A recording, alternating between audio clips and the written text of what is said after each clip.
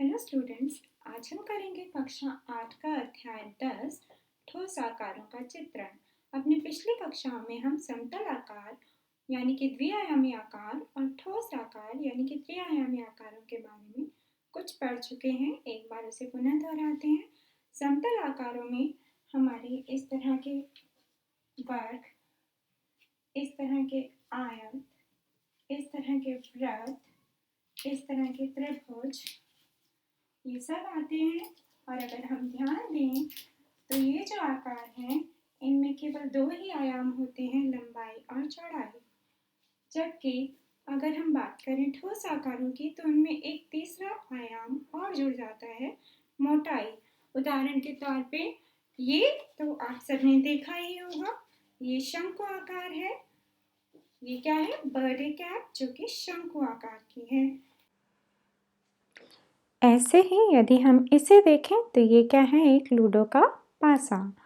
ये है घन आकार का। इसका एक और उदाहरण, ये एक घन है और ये है गोला, गेंद यानी कि एक गोला। अब हम बात करेंगे किस प्रकार से हम इन त्रिआयामी ठोस आकारों का चित्रण करते हैं। तो जब हम त्रिआयामी ठोस आकारों का चित्रण करते हैं तो हम ये बात ध्यान रखते हैं कि हमें उनकी मोटाई का भी आभास हो। जैसे हम इसको देखें तो ये एक माचिस है, लेकिन अगर इसका सिर्फ हम सामने वाला पृष्ठ ही देखें तो हमें पता नहीं चलेगा कि इसकी कुछ मोटाई भी है। तो इस प्रकार के वस्तुओं को जब हम चित्रित करते हैं तो हम इनको इस प्रकार से थोड़ा सा एंगल पे रखते हुए इस प्रकार से देखते हैं कि इनका हमें सामने का पृष्ठ, साइड का पृष्ठ और ऊपर का पृष्ठ, तीनों पृष्ठ दिखाई दें। उदाहरण के तौर पे जब हमें इस माचिस को चित्रित करना होगा तो हम यदि इसको सामने वाला पृष्ठ माने तो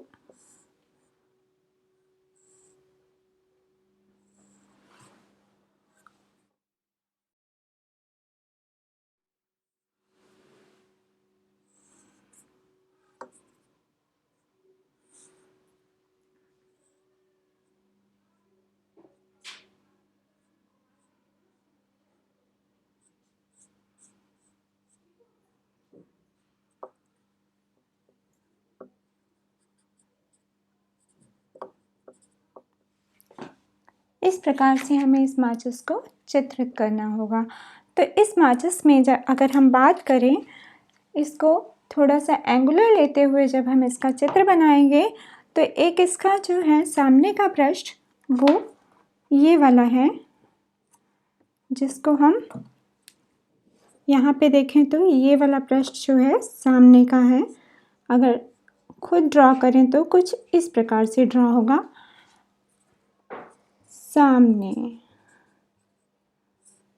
सामने का दृश्य जो हमें सामने से देखने पर दिखाई देगा। ये ऊपर का दृश्य है।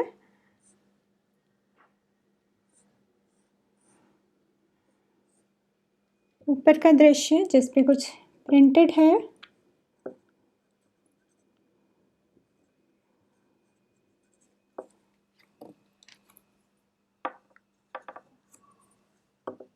ऊपर से देखने पर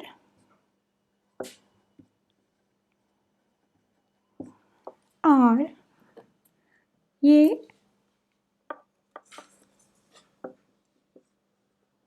पार्श्व का, जिसे हम साइड भी कहते हैं, साइड का दृश्य, पार्श्व का दृश्य कुछ इस प्रकार का है।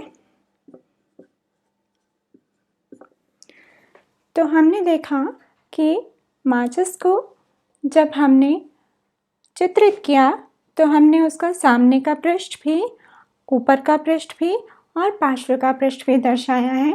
और इन चित्रों में हमें ये पहचानने की क्षमता भी होनी चाहिए कि कौन सा जो पृष्ठ है वो सामने का है, कौन सा पार्श्व का है और कौन सा ऊपर का है। आइए इसी पे आधारित कुछ सवालों को करते हैं।